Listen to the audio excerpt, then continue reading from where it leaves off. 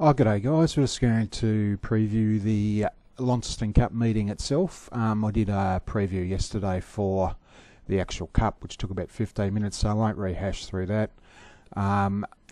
So I'll attach the link underneath this one, just for anybody who may have missed it, if they want to have a look. So, general housekeeping.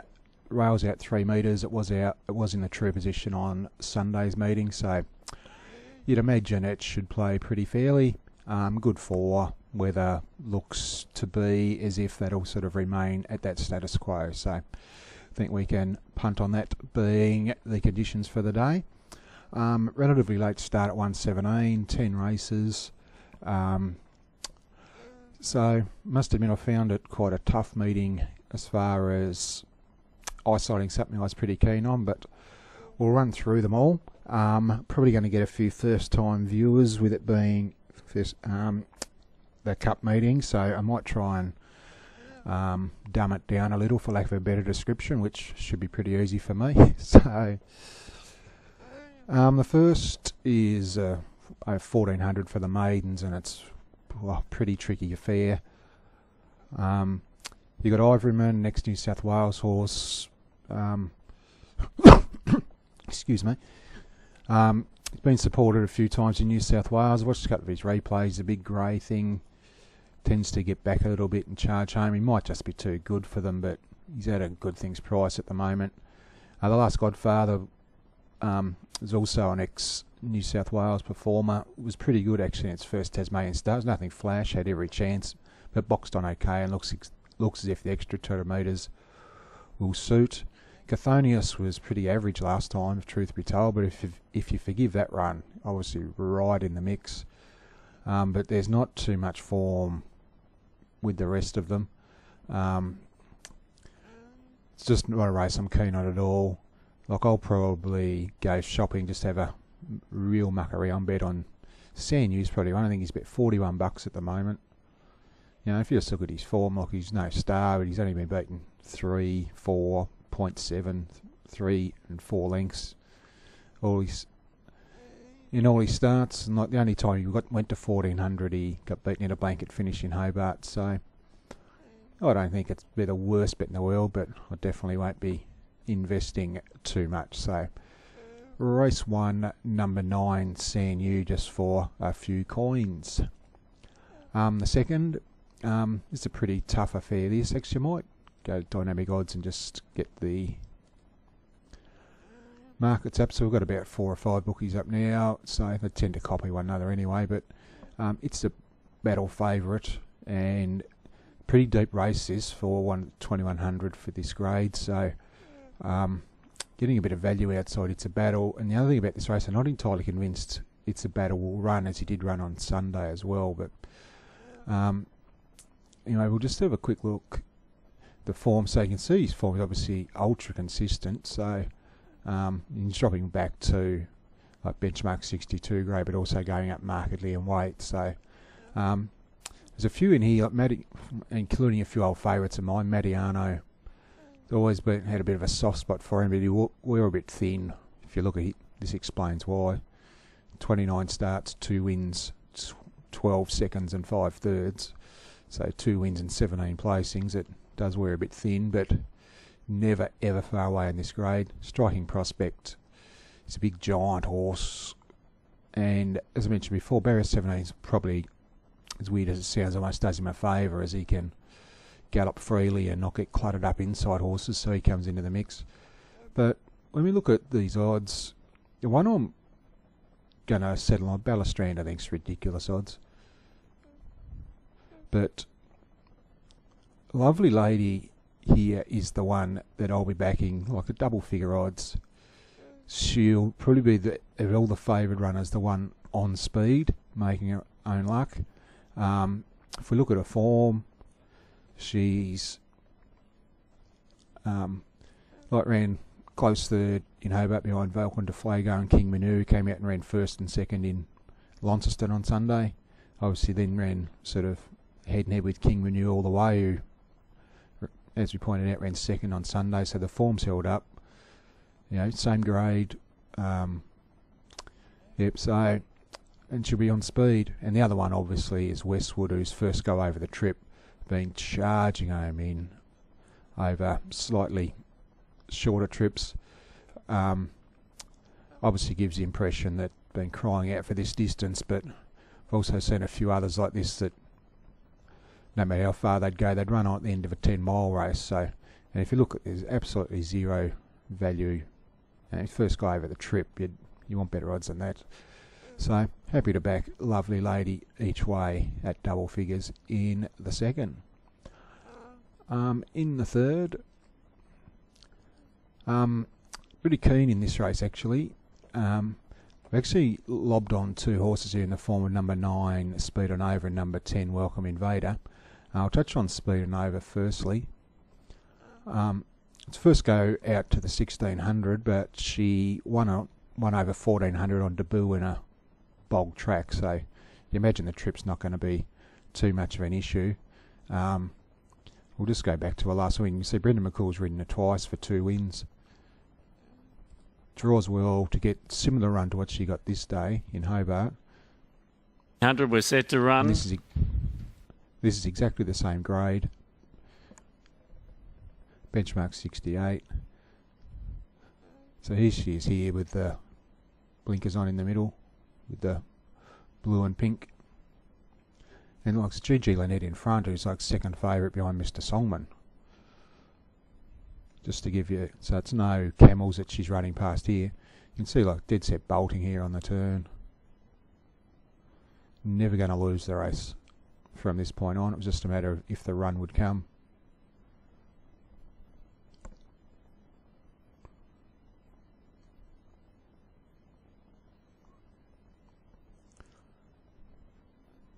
That peels out, and off this over 1400, and you can see she's very strong the last 200 metres of the race as well, just to further emphasise that the 1600 is not going to be an issue. And Gigi Lynette came out and won at her subsequent run as well, so happy to be on there. Genuine excuses in Launceston, ridiculously slowly run race, got caught out wide out the back without cover, and I think she actually ran the second or third quickest last 400 and 600 metre splits of the night. So even though it says 7th of 12, there was still plenty of merit in the run. So pretty keen on her. And the other one is Welcome Invader, John Barrier 1, Siggy Car aboard. Been waiting for this horse to find a race where it can actually lead, because it's a bit of, tends to grind away at the same speed. So if we just have a look, so last couple of races it's been beaten sort of short margins. Actually, we'll just go to the actual form guide. So you can see it's been settling 4th and 2nd. So if we just go to, might just for a look at this replay here. It's got same jockey, same distance, and same grade. So we'll just have a quick look at that. So 2 runs back in Launceston.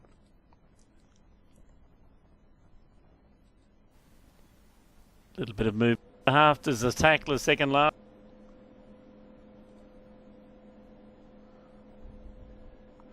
So it's sort of obviously riding shotgun here.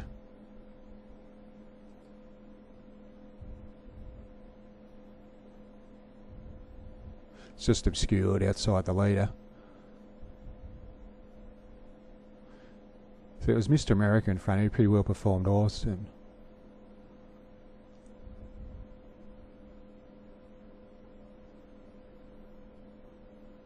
you can see sort of very one pace, just sort of,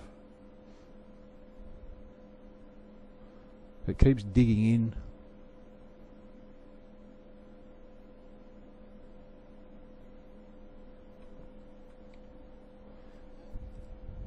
Yeah, no, so so happy to be on, just thinking it'll be riding along in front if there's any leader bias. And if we look at the odds on offer at the moment in race 3, you can back both of them at these prices, like $5, $5.50 and $12. So, and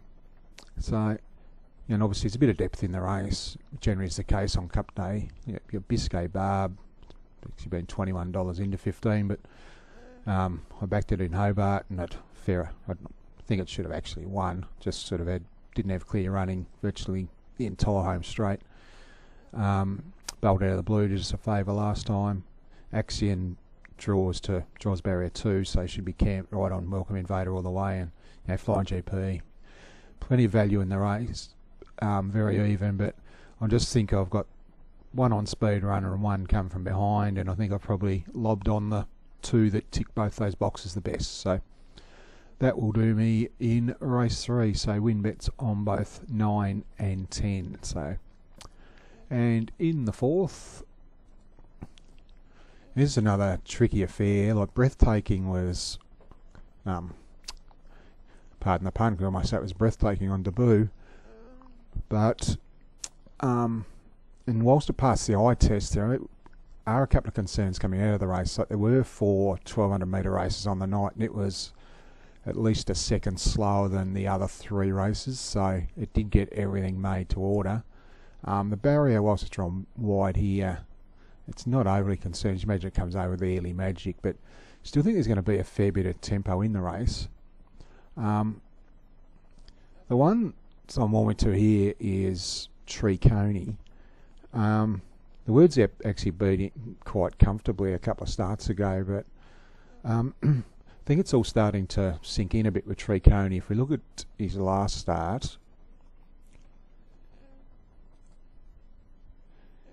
this was in Hobart over the 1200 metre trip, so you can see the colours here.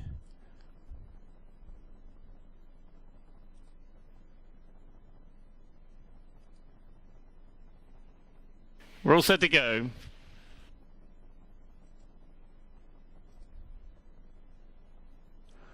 And if we think of this, the horse outside the leader here is Banker Bet, who dead set bolted in on Sunday.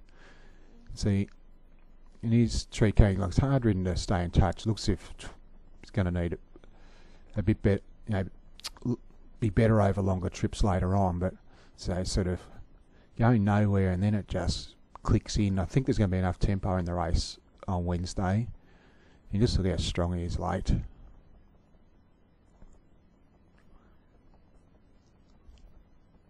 You remember, as I mentioned, this inside horse came out won by like 4 or 5 lengths on Sunday as well. So I just think he's heading in the right trajectory as a horse. You're getting the right price. You don't never want to take short odds a horse that gets back a bit. But you're getting sort of like $8.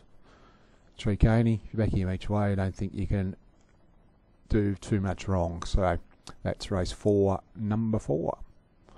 In the 5th, this is the 3-year-old classic. Looks totally devoid of value, the race. We've got, obviously, Mr. Songman. He's tended to always have the better of GG Lynette. Even at the weights, you still got to lean Mr. Songman's way.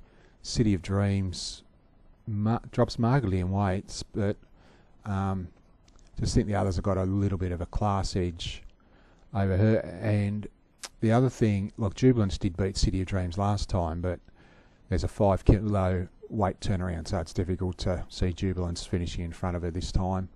And Ilfracane wasn't far away, and Uber Ed was one who you'd imagine might be an improver. Was pretty good first up, so. But could come back to Mr. Songman. Backing him is another thing at that type of price, but really struggling to. Just think Uber Ed might be an improver if you want to have just a small each way. It's not a race I'm keen on at all. So, yep. So we'll pick one out for you if you want to follow. So. Race 5, number 6, Uber Ed each way. So we kick over to 6, which is the Gold Sovereign for the 2-year-olds.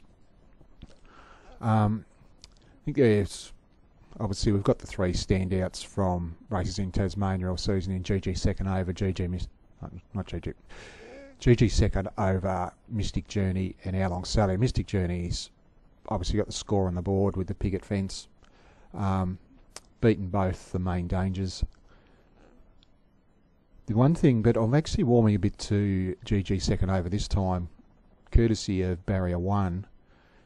Obviously the other favourites are drawn 8 and 11 respectively. We have a look at GG second over, like he's run second to Mystic Journey in all 3, in his last 3 starts. Hasn't been beaten far, like 0.75, 0.75, 0.75 every time. And if we have a look, he's drawn barrier 7 of 8, barrier 6 of 6, and barrier 7 of 9. So he's had to go back to in virtually every one of those runs, and he's made a run and virtually drawn level with Mystic Journey, and she's out-toughed him late. My theory this time is from barrier 1, he'll probably almost be level with her in running. So he might have to use that energy to draw level with her. So that's and obviously How Long Sally was unbelievably impressive in the sales race, and wasn't far behind the two favourites on debut either. But obviously outside gates, no favour. And the query runner's Melvine, the Victorian horse, won a blanket finish at Sandown. We might just have a quick look at that. So where's the red and black vertical? Okay, so Cedric barrier 1 is a bit slow to begin, but I have to like the way that she attacks the line. So she's 3 back the inside. So it pulls out here. Now you always got to worry a bit about bunch finishes, but the form of these inside is actually like they've been consistent against some handy types in Victoria. You know, one thing here that you'll notice, she's definitely going to be strong at the end of the 1200. So, yep. So I just thought I'd show that. So it's clear 4th pick. And who knows, that Victorian form may even be better than the Tasmanian form until they measure up. You just never know. So, yeah, but forced to pick one, I'd go GG second over, courtesy of their barrier, but there's no great conviction. That's just where I'm at. So I just couldn't back. You said there's no value in any of their prices. They've probably Melvine, if you want to take a throw at the stumps. Hope the Victorian form is a bit stronger, but that's where we're at there. The sprint, this is a very, very tough affair. Look, GG is the one who's had the score on the board all year, but she's probably not as dominant over 1200 as she is over 11. She just can't. She's got devastating turn of foot over 1100. Just sort of isn't quite as dynamic over the 1200. Is probably the best way to put it. Tariki was one who, you know, still down in the minimum one, virtually the same race on Hobart Cup Day. You know, so has to be right in the mix. Like, I couldn't back GG at that price in a fit. GG Red Prince was terrible in Hobart, but obviously, you know, he's got the class. And there's a few of these all with a chance. And there's one here, Nadam, runs the occasional good race, and ran second to Tariki in Hobart, beaten 3 lengths down on the minimum. Copying $16 in a race I'm not keen on. I reckon you could do worse than race 7, number 11, have something each way at the $16 on Nadam. In the 8th, $1.80 Hell of a Street. A lot of people potted him in this race last year over the mole trip. Sort of a lot were in Admiral's corner, but he dead set bolted in. I think as he's get older, he's sort of more he was always like a 12 to 1400 metre horse. As he's got older, he's more 14 to 1500 metre horse now. So I've got no issues with him running the trip. If you think of Royal Rapture, obviously it's well performed over this trip. He got beaten pretty easily by Zahitsi in Melbourne a couple of starts ago. You'd imagine he'd still be back in Hell of a Street to beat Zahitsi on their Tasmanian form. So, I just think 180s, you'd think it's actually half backable. I'm not an odds-on punter, so probably leave the race alone, but he does look the one. If you're with one of those, if you're lucky enough to be able to bet one of these corporate characters with when you got the odds boost thing, if you boost him up to even money or something, well worth it, I think. So, and Count Da Vinci's probably when getting out to a trip he'll find more to his liking. So think obviously the class is up the top, so be surprised if the top three don't sort of fight it out. So yeah, but hell of a straight for me. But obviously stating the obvious there. As I mentioned, I've already done the Cup preview. I was pretty keen on Barisha, and it's a pretty open race. So my tips in order like 1, 3, 5, and 9.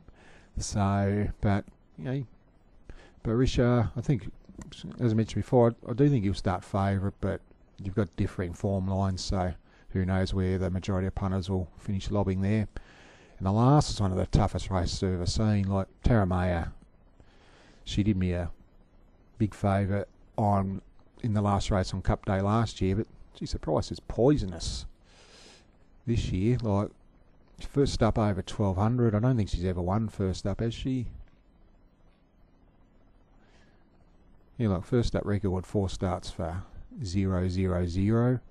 So anyone 1 or 6 over the distance. I think it's a ridiculous price. It's actually a very tough race. When I kept sort of looking down the weights a bit, and then I just kept coming back to Love Magic. First up in Hobart, I think with the 2 kilo claim, he gets in with 61.